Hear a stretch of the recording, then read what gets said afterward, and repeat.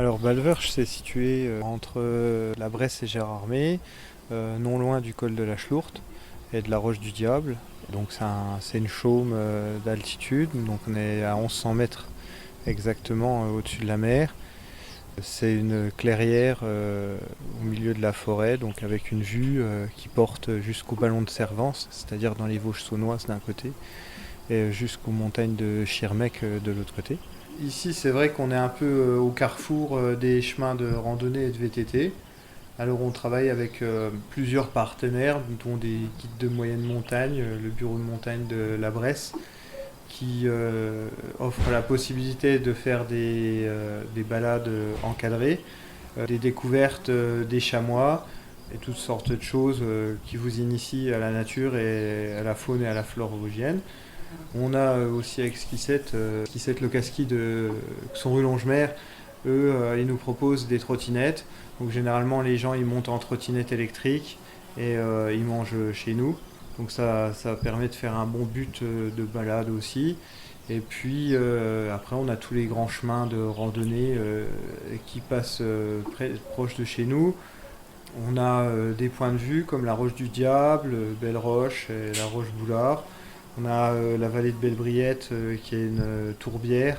La philosophie de notre entreprise, qu'on insuffle tant aux clients qu'à nos collaborateurs, c'est d'avoir des produits locaux qui sont faits en circuit court et tout est transformé maison.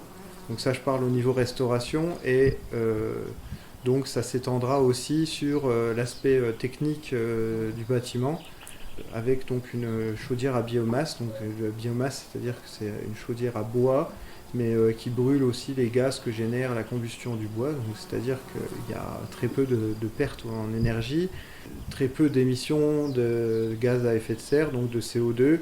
Donc ça nous permettra d'avoir une énergie durable, je dirais en abondance, quoi, qui permettent de chauffer une telle bâtisse. Donc ça c'est un gros projet parce qu'il y aura donc le chauffage et ainsi que l'eau chaude la production d'eau chaude qui seront reliés à ce système. Et ce système lui-même sera relié aussi à un système solaire, donc pas photovoltaïque, c'est juste un chauffage solaire. Donc c'est tout simple, c'est des tuyaux noirs qui sont sur le toit, mais ça produit énormément de chaleur et ça peut augmenter la température d'eau d'une dizaine de degrés, donc ce qui permet de encore moins consommer en énergie derrière pour produire de l'eau chaude, quoi.